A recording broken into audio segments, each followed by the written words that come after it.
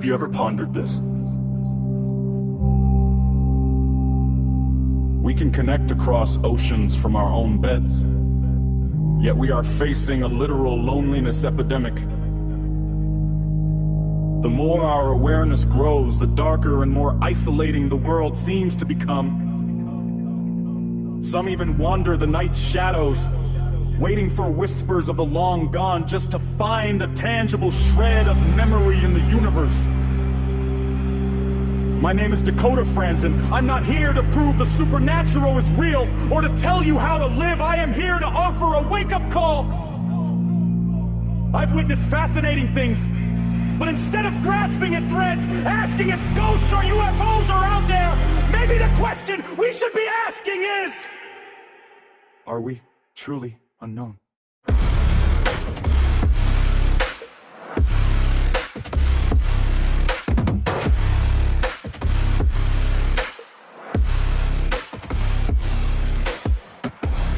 Hello everyone.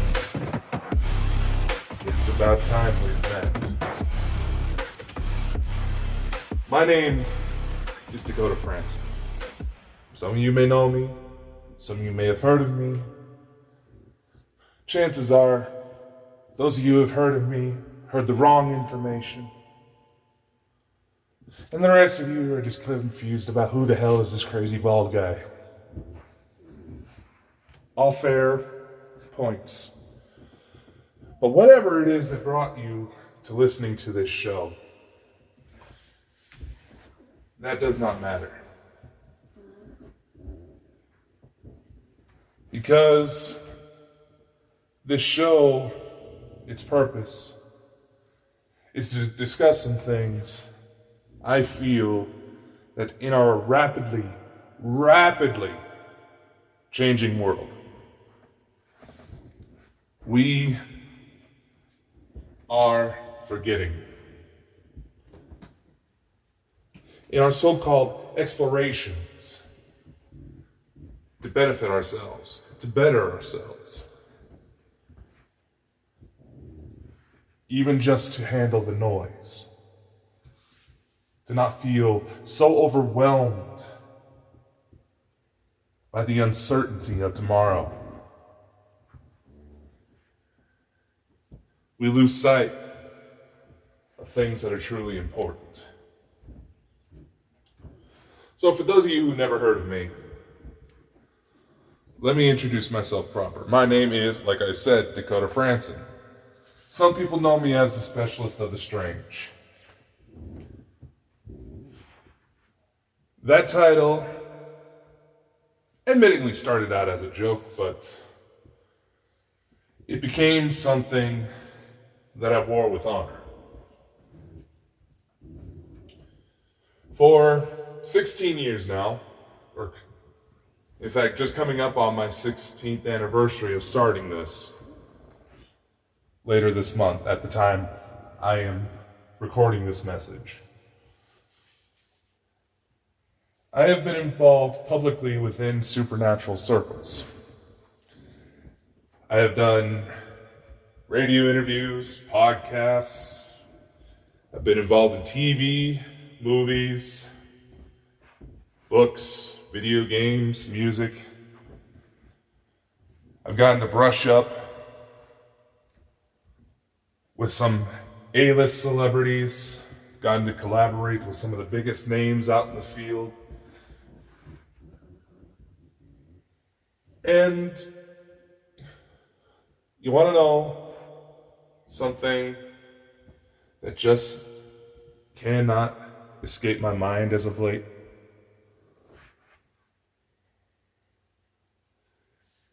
How much none of that actually matters. You see, we see all the time on social media the push for likes, for follows, the constant pressure to live stream whatever content you desire, yet constantly dance around community guidelines to avoid offending people. Now, don't get me wrong, some of those community guidelines are there for a very solid purpose, and there's certain things that should not be distributed. But when it comes to addressing what is real, what is important, what is actually needing to be addressed, those same community guidelines are often twisted in favor of those who the truth makes uncomfortable. And right now, the fact that humanity itself feels so unknown to us, even though for thousands upon thousands of human history, our very evolutionary biology, no matter what variation of human evolution theories you subscribe to, there is one common factor across all of them, and that is the ability to collaborate and work together. That is widely believed, widely validated by some of the most brilliant minds on this planet as to how the modern human took shape. And to some level, we achieved a greater interconnectedness than ever thought possible. Perhaps for the first time in human history. Right now, you could be my neighbors next door, wondering what the hell I'm talking about. While simultaneously, you could be in Tokyo, enjoying a bath. Or perhaps you're one of the friends from Scotland and Ireland, wondering what the hell is that crazy Dakota up to?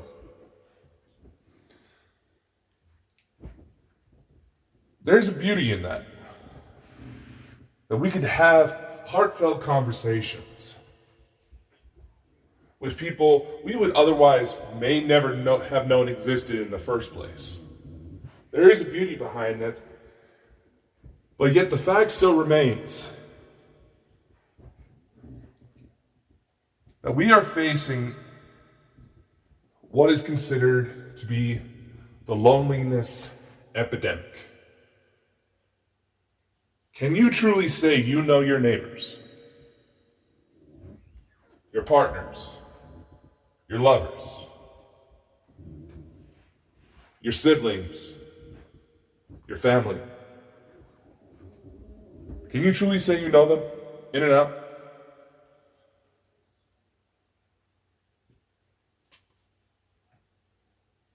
Certainly makes you think, doesn't it? Now, you may be someone that says, oh yeah, I know my brother, he does blah, blah, blah, blah, blah. But do you? Or what about your best friend? Do you know if right now they are sitting in silence, pondering the darkest thoughts a human being could ever face? Compounded by the simple notion that they don't want to bother anybody else.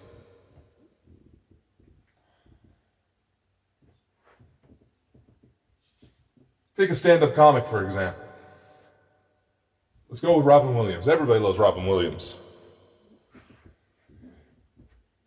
How many of you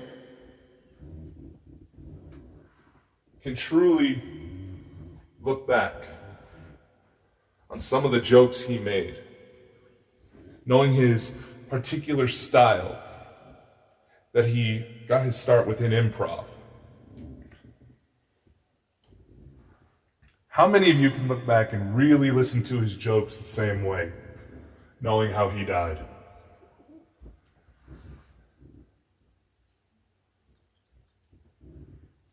This is the point I'm talking about.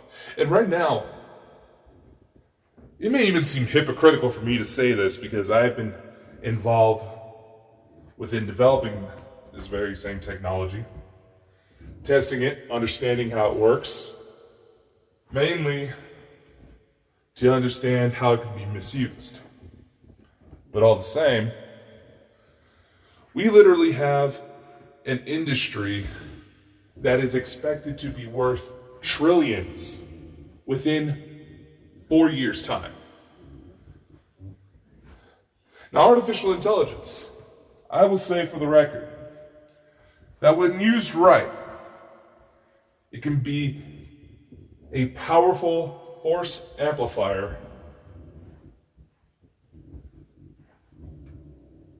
to just about anything. We're seeing it integrated in medicine. Understandable. Artificial intelligence has actually been found to spot tumors years before a human doctor had been able to spot it within X-ray scans. Deep space.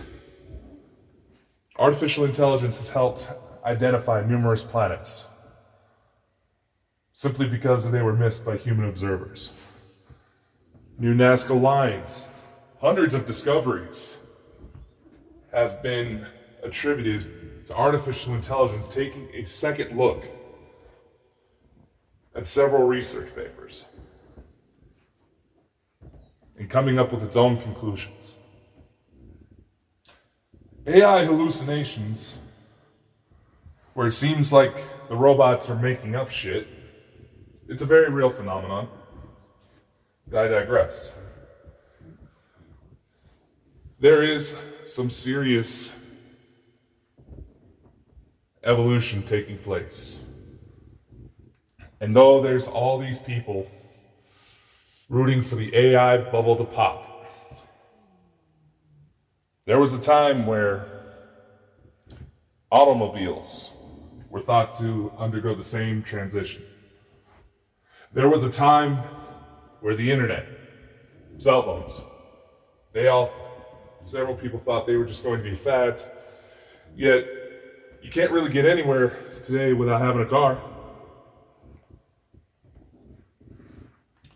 You can't really touch anything that isn't somehow Wi-Fi connected. And if you're someone like me, who has nearly every other operation running within a cloud service to help maintain business, contact with friends and relatives that you don't really get to see all that much in person. Much of our lives is on the internet. And it is slated for artificial intelligence to do the same. But yet we still have an industry of AI companions to seemingly address the loneliness. These major companies profiting off of people who feel so isolated, so alone, so mentally distraught, that they are falling in love with digital avatars. Things that could easily, perhaps even more easily, disappear if something were to go wrong.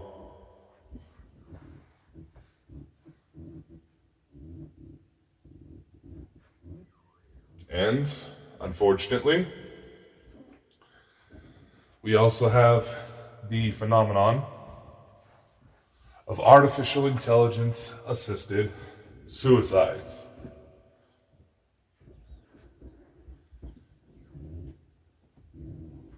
But yet, what is something that still remains?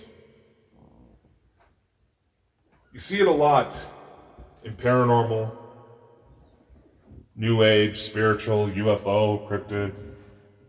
You see it a lot in those circles, where nearly individuals from every single demographic find some sort of fascination with the unknown, with what could be possible. And quite frankly, let's face it, everything that's coming out about UFOs these days, the question was never really whether or not extraterrestrial life existed. The question was, where the hell is everybody? When it comes to the concepts of ghosts, there is a significant overlap within psychological phenomena. There is a desperation to connect with others who have felt outcasted, marginalized, because maybe they had their own experience. This phenomenon has actually become so prevalent that even psychological circles are having to take a pause and acknowledge, maybe, just maybe, there's something to it. I am not here to convince you that the supernatural is more than just myths and legends and stories and misconceptions of people jumping to conclusions. I am not here to convince you that there are unidentified flying objects in the sky. And I'm not here to convince you that those very objects are of extraterrestrial origin, rather than just some random piece of garbage floating in the air, which has happened. What I'm here to discuss is something that I have noticed over and over and over again. And that is the constant, almost inevitable and everlasting conflicts of the mind and the heart that bleed into the very soul. Because when you watch television, pull up a TikTok, watch it on YouTube, how many times do you actually see actual investigation? You see a lot of jump scares. You see a lot of goofing around. You see a lot of begging for likes, comments, and follows. But how many are actually trying to figure out what is going on? I'll take it a step further. How many of you actually have noticed these people don't exactly seem like they actually give a crap about whether or not this stuff is real, about allegedly proving that there is life after death, that Bigfoot is roaming within the woods. They're just in it to try to become famous, to fulfill some sort of ego. Maybe even to hide some of their own mental scars. And before you say anything, I'm going to say this. Whether you follow me on social media, whether you've heard my rants about these things before, regardless of your own thoughts on these matters, I'm here to tell you about my observations, about the very pitfalls I've fallen into, and the marks they left behind. I am not going to sit here and try to pretend that I am above everybody else. I'm not. I'm just as guilty for falling into these traps. But perhaps, maybe in the things I've learned, I can help somebody better understand themselves. Maybe I can push someone out here listening to me right now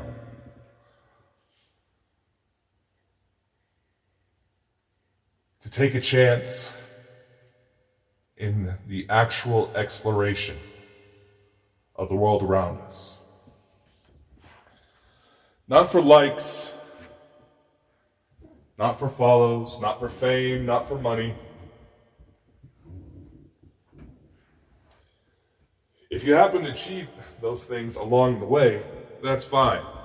You do you.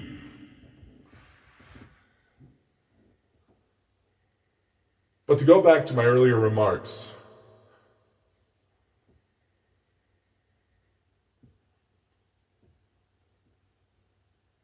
the dynamics I mentioned towards the beginning of this show, asking whether or not you truly knew the people around you. Let's extend that a little further. The people you constantly text, those whose live streams you follow obsessively,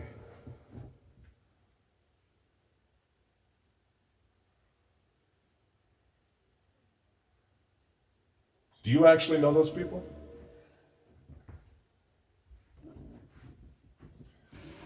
Do you know what happens with them behind closed doors?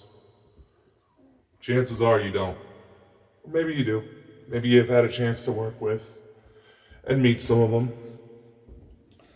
And perhaps, much like myself,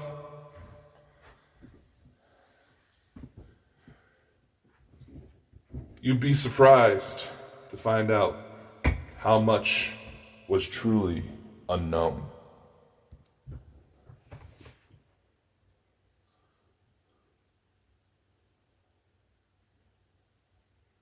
For me, though I say I began my public journey into paranormal investigation when I was 14 years old, the interest has always sort of sat in the back of my mind. There was a number of incidents that took place that just could not easily be explained away. Some that to this day are often written off as psychological episodes of a traumatic mind, of a traumatized brain trying to understand the world around them. It is with that cue that I'm going to disclose that this story will not be for the faint of heart. There's going to be some things I mention that are going to bother you. It's probably going to get under your skin. There might even be some things that I probably should not be saying on a public platform. But I will, because it emphasizes a point.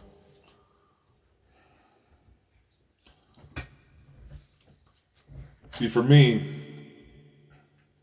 one of the earliest stories that my family often repeats to me,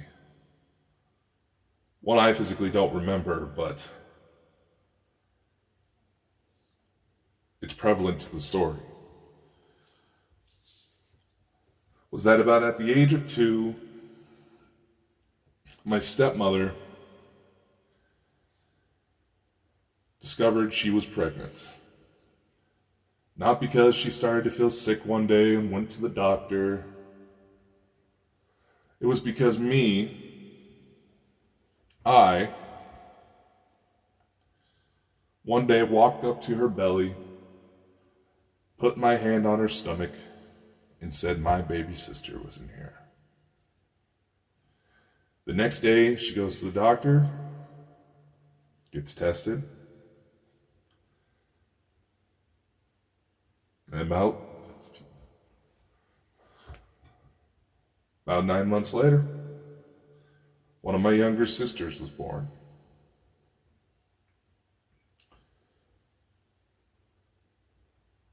But this is far from a happy occasion.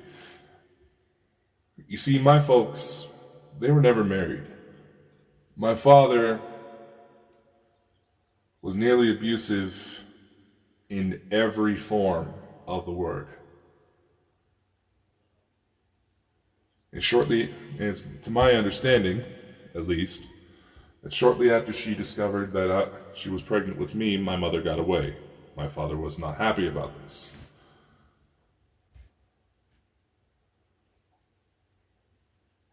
This led to constant custody disputes, fights, even falsified police reports of child neglect and abuse. My stepmother eventually became tired of these events. And one day, while I was staying over at my father's, sitting in the living room of their trailer, watching television, my baby sister falling asleep, being taken away to the bedroom, while I was still trying to stay up, waiting for my dad to get home from work,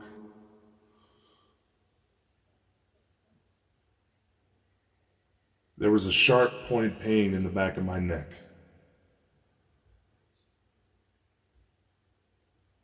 As what was revealed in the court-mandated therapy sessions to determine why the events unfolded the way they did, my stepmother tried to stab me in the back of the neck with a ballpoint pen. In that moment, I swore I saw something. Like it was being taken down this long corridor of something out of ancient Egypt or Samaria, and saw this large dragon man who offered me a deal. But before I could take that deal, something flew me out, got me away. The next thing I know, I'm back in my father and my stepmother's trailer. My stepmother grabs me by the wrist, drags me into the kitchen, and puts a 6-inch butcher knife in my hand, daring me to stab her. And in the heat of the moment, I managed to pin her down and put the knife into her stomach. She lived. It was at that moment my younger sister, who was barely able to walk, managed to get out of bed and saw what happened. She was not old enough to remember, and unfortunately started to believe some of the untrue versions of this story that her mother would start to spin.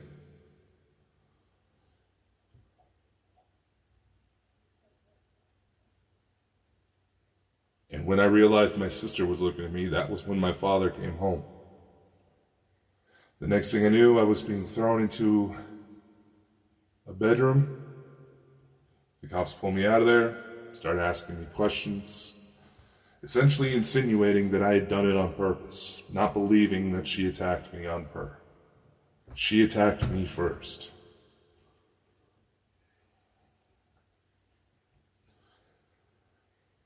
My mother and her mother, my grandmother, came to the scene. The police started to charge my mother with aggravated assault because I was too young to be prosecuted for such a crime, in which court-mandated therapy had to be instilled in order to determine that I acted in self-defense.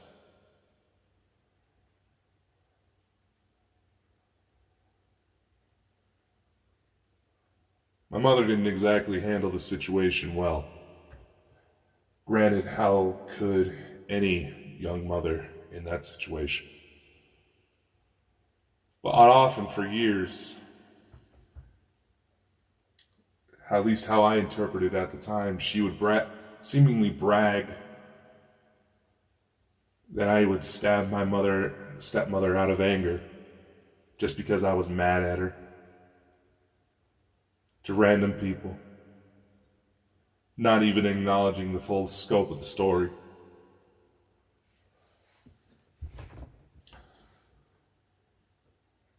Fast forward a few years. I was about 6 years old. We were living in Jerome, Idaho.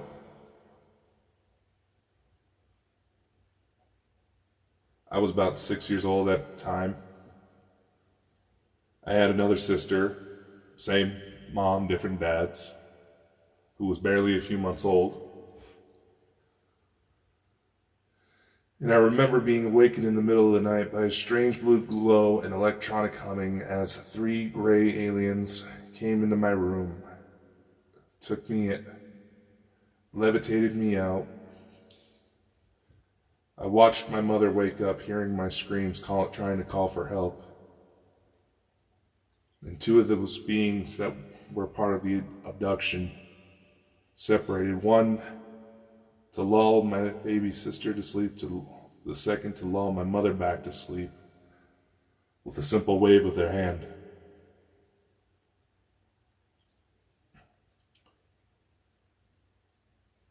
At the time, I couldn't understand what was happening, but it felt like my own mother had abandoned me when I was literally being kidnapped. The next thing I remember, I was flying through the sky and got brought into this metallic disc. My clothes were stripped down. I remember seeing some sort of holograph projection of an even nastier looking gray, seemingly barking orders. And a voice in my head appeared. It said, "Dakota, if you can hear me, just hold on. We are on the way. Or help is coming," something along those lines. The next thing I know, it was like something hit the ship I was in. It reverberated almost like a bell. And this crew, about 3 or 4 humanoids, stormed the ship, attacked the creatures, while I took cover. Then a woman approached me. She had these massive sparkling eyes, and the way her head shape was looked kind of odd. Very pointed chin, big eyes. It reminded me of Sailor Moon. And I just felt immediately comfortable with her. They took me out of that ship, took me onto their own, examined me, saw that I was good, even took me on a ride through space. Obviously, in order to condense for time, I'm paraphrasing certain details. But after a while, it was time for me to go back home. But because of what I saw my mother do, I did not feel safe in coming back. So I begged them to take me to my grandmother's. And after some conversations among the crew members on board, they took me to my grandparents' house, where, because I was often staying over, I had my own bedroom there. I remember being levitated down through a closed window, the woman helping me into bed, giving me a kiss on the cheek, and spreading her 3 fingers into a triangle formation to my forehead as I drifted off to sleep in what I would learn later was a form of memory fogging.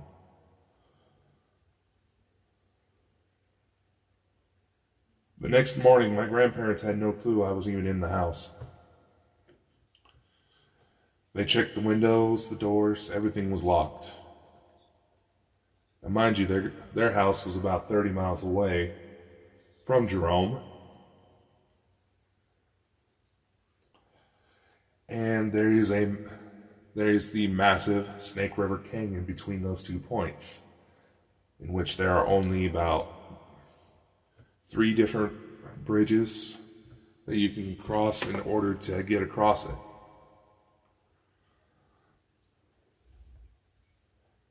So a 6-year-old child somehow managed to make a 30-mile trip through the Idaho desert in what would have been the late summer towards August,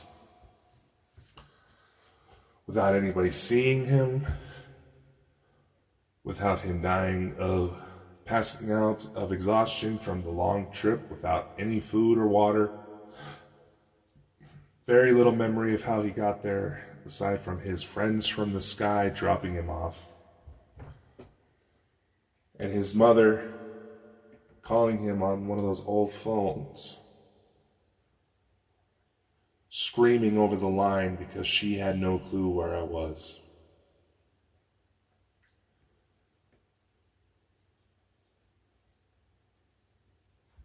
What makes this particular story interesting, besides a very weird night,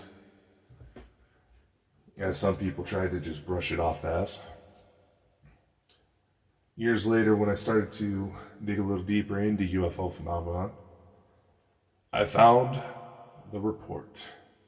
August 2022, filed with the National UFO Reporting Center, from a couple who was on a road trip for their honeymoon across country, passing through Idaho near Twin Falls, which is roughly in the middle between Jerome and the town I turned up in, Murtaugh, seeing what appeared to be a disk of lights in the sky flying erratically. Their sighting, when you triangulate, would place them right in the middle of the abduction area.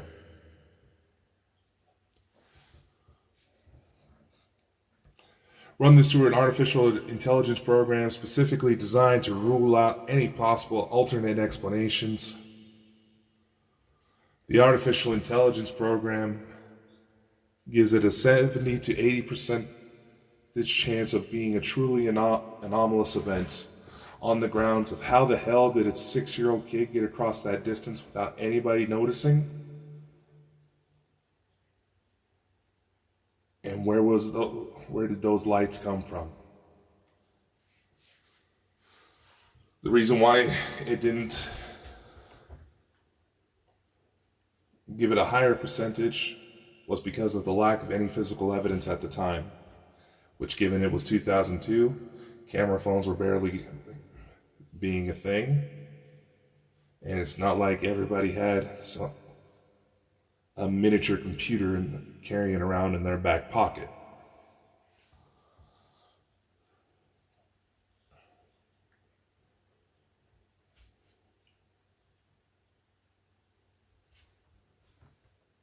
Was my father involved? My mother immediately assumed so, but here's the thing. In a parental kidnapping case, why would my father just seemingly drop me off with my mother's parents, where I could easily be retrieved?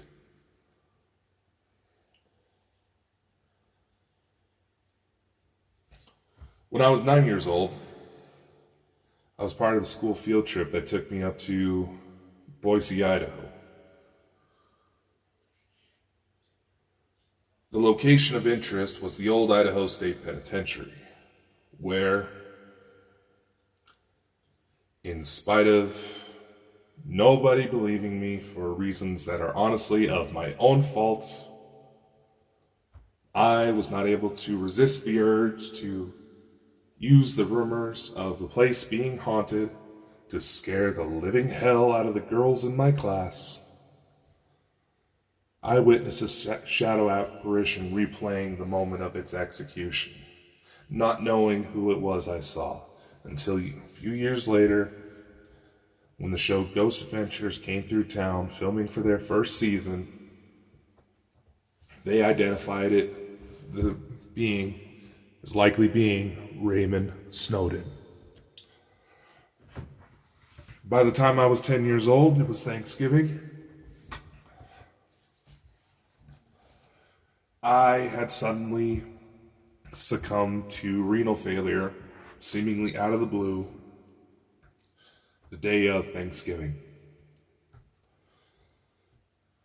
What immediately set off alarm bells for my family was that given I was a growing boy, who would later turn to become 6'7" later in life, Thanksgiving was often one of my favorite holidays just because I could eat whatever I wanted, and as much as I wanted. So a kid who could practically eat the portion sizes for an NFL football team, suddenly not even being able to eat a few bites of turkey, I raised some flags. Early the next morning, I was screaming in pain, in needing to be rushed to the hospital, because in spite of my grandmother's best efforts to try to help suppress the pain, thinking it may have just been extreme growth pains or something along those lines at first, she recognized that my condition was too severe and I needed to be taken to the hospital immediately.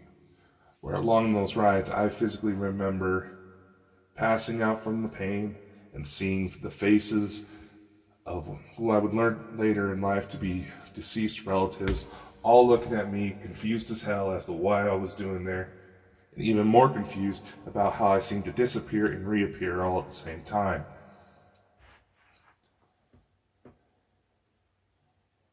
There's a reason why I'm bringing up all these details, and I will make that apparent very clear very soon.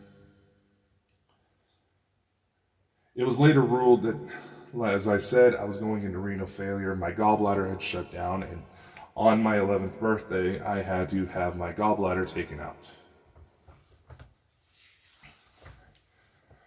The state of my condition caused an abnormal amount of swelling that partially compressed my spine, surprisingly,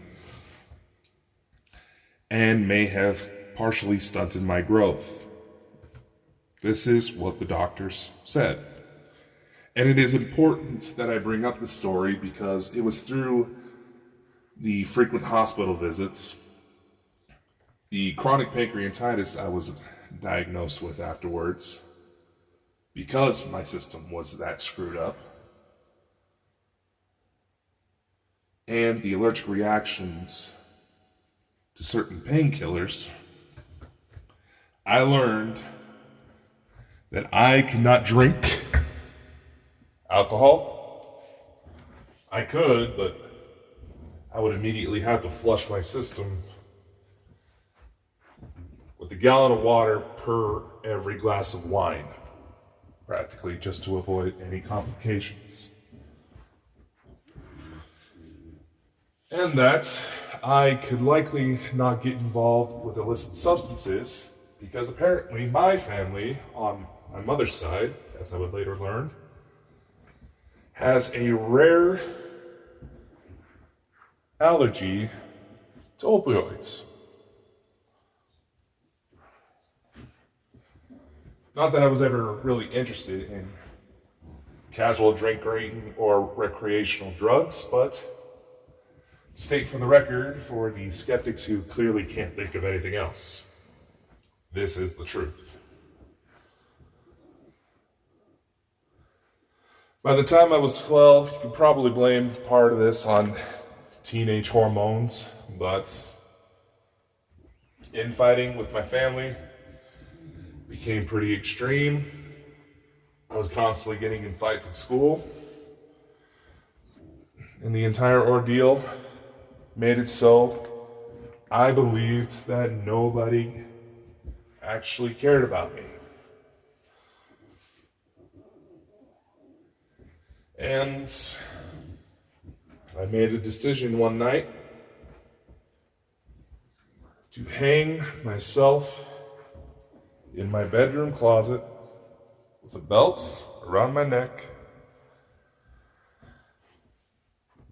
to completely eliminate myself from the equation. I did write a letter, but I was fairly confident no one would even care to even just check up on me to know that it was happening. I just didn't want to be somewhere where I thought I was causing pain.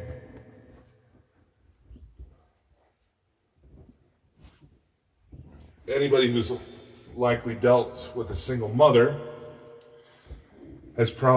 or a single parent situation, divorced, separated, never married, like in my case, has probably heard the line that a parent has said out of simple frustration of, "Oh, you're just like your father.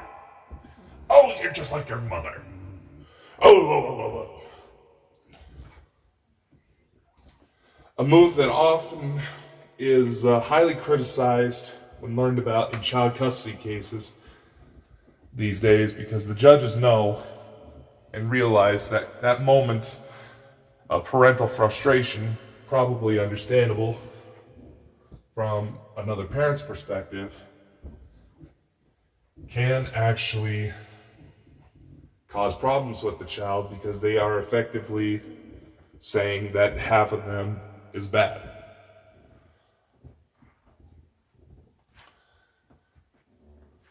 That was a line used a lot, even after certain details about my father came to light, which I will share shortly. And in this moment when I was 12, something intervened. When I've told this story, some have tried to claim it was my higher self. Some claim it was Jesus. Some claim divine intervention. Some claim extraterrestrial intervention. Regardless of the source, the effect was all the same.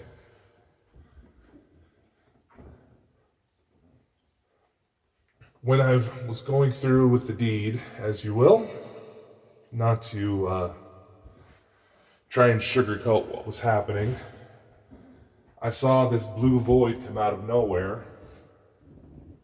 I was unable to move my body, barely able to move my eyes. And I saw this man in front of me. His exact image was quite blurry, but I could tell he maybe had on a white robe or something, about shoulder length, blonde hair. And there was just this vibe of concern but understanding for the moment.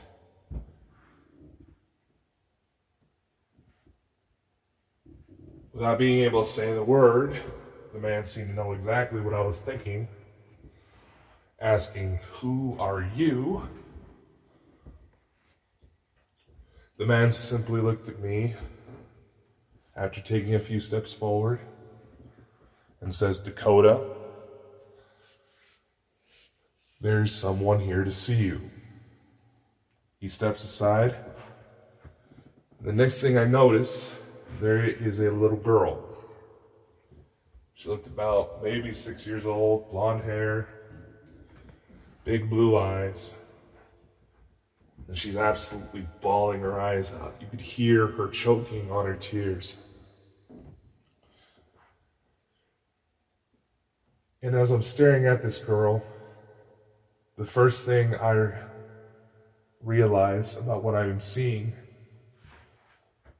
is that this little girl looked just like me.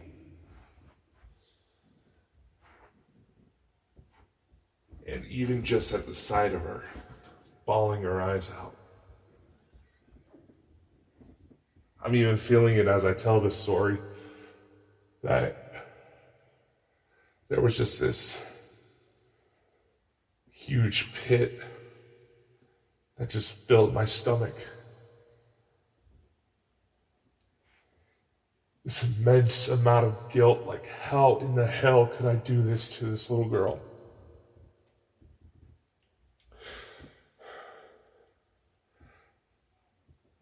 And what made it even worse was when she came a little bit closer to me and through her tears saying, "Daddy, please don't do it."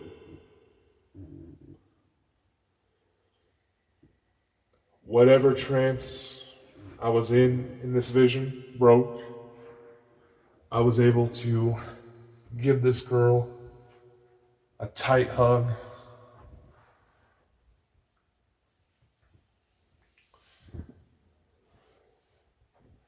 She wiggles herself out of my grasp, gives me a kiss on the cheek, and immediately the vision ends. I'm back in the closet, ripping the belt off of my neck, way overwhelmed by what I just saw.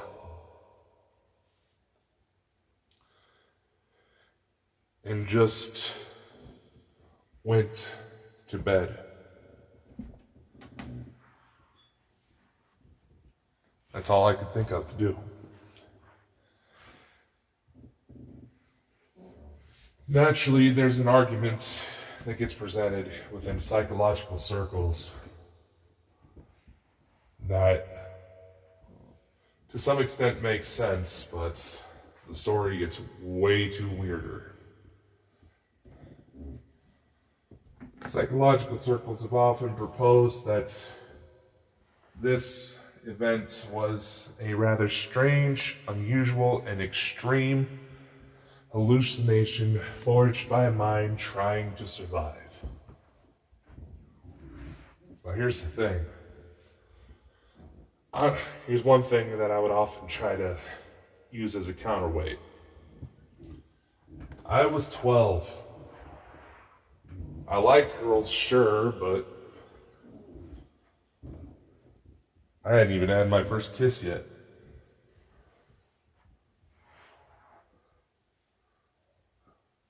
So what was it that my mind assumed that being a father, somehow having a child who would later need me, why would my mind pick that particular visual? And, understandably so, the fear of becoming just like my father, an understandable fear with anybody who probably has a tense relationship with their parents probably understands to some extent. Yeah, maybe that was the call.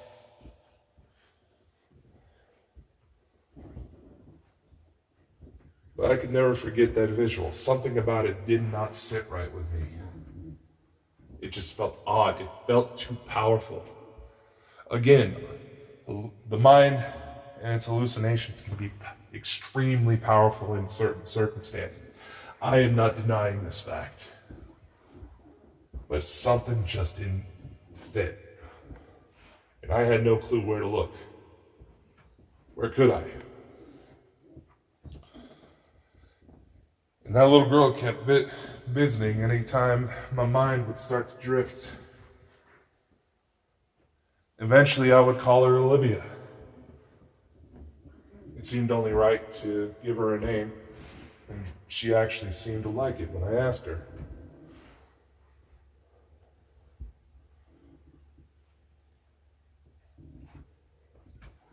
Between this and the incident at the old Idaho State Penitentiary,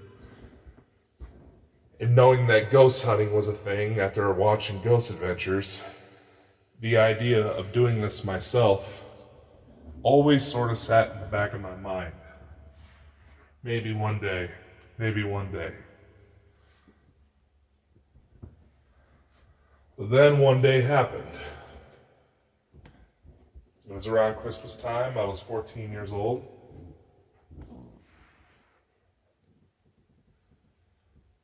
And while we were on Christmas break, I remember my mom, my sister, and I, we were visiting my aunt's house. My sister was playing with our cousins. I took their new dog for a little walk.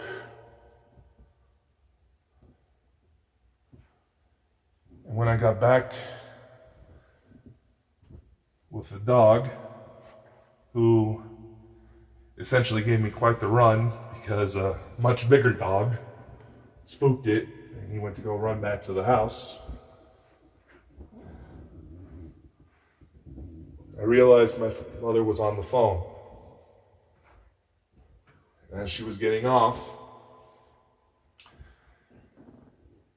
the first thing she went to ask me was if my father had ever touched me. I wasn't sure how to answer. But my mom, having an active career, collectively over 20 years as a emergency services dispatcher, she never would ask me those types of questions unless something happened. So I asked her flat out, "Mom, what's going on?" She tried to ask me again, "Mom, what's going on? What aren't you telling me?" My aunt had to essentially look at her and say, "Dakota, you're going to want to settle down." She looks at my mom and says, "You need to tell him." Apparently my stepmother had made a phone call. And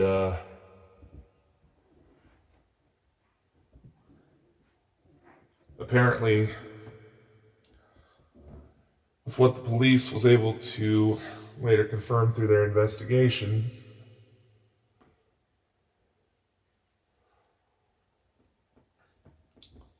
for about 7 years, up to that point. So starting from when I was about 7 years old, my sister would have been about 5.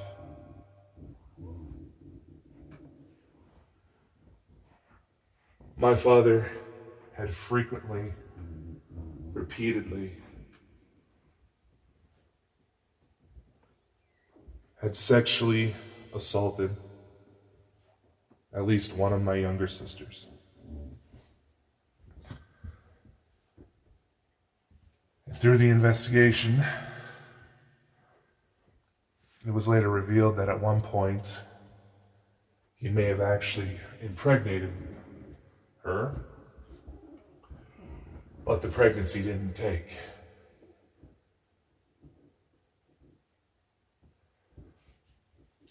See, my grandfather, who was fighting cancer around this time, I always accredit him to being a source of positive masculinity, as the term gets tossed around. I essentially credit him with being my dad. I was his oldest grandson. I was the one out of all the grandkids that got to spend the most time with him. And he essentially tried to help raise me as if I was one of his own. It was probably contributed by the fact that the people on my mother's side of the family all seemed to have a very strong familial resemblance to each other, and I looked and still look to this day with a lot of the same mannerisms as one of his sons, one of my uncles. So I was always called by the wrong name. But the love was still there. My grandfather had always taught me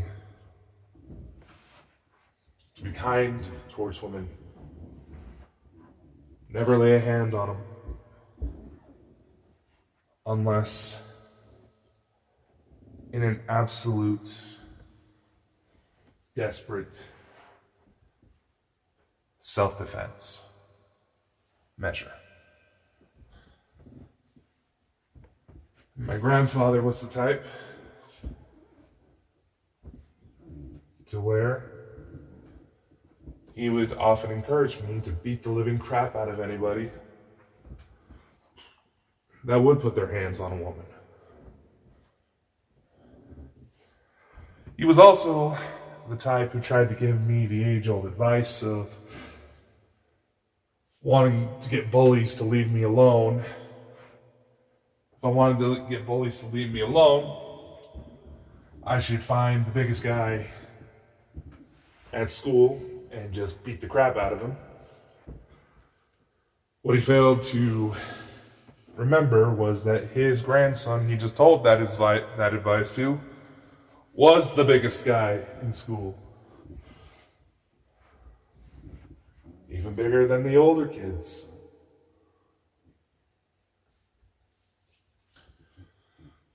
So when the news about my father came to light, I did not handle it well. And I maintained the stance that anybody who handles that sort of news well should probably be looked into themselves.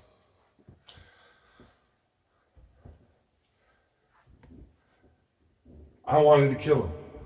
I told my mother I wanted to kill him. I screamed, I yelled, I was wanting to break everything in sight.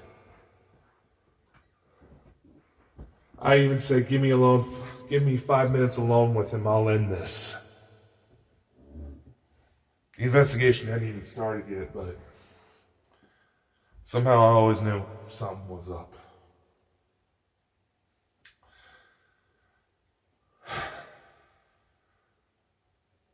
And I could not shake that notion. So what does a 14-year-old boy who feels like his life is falling apart,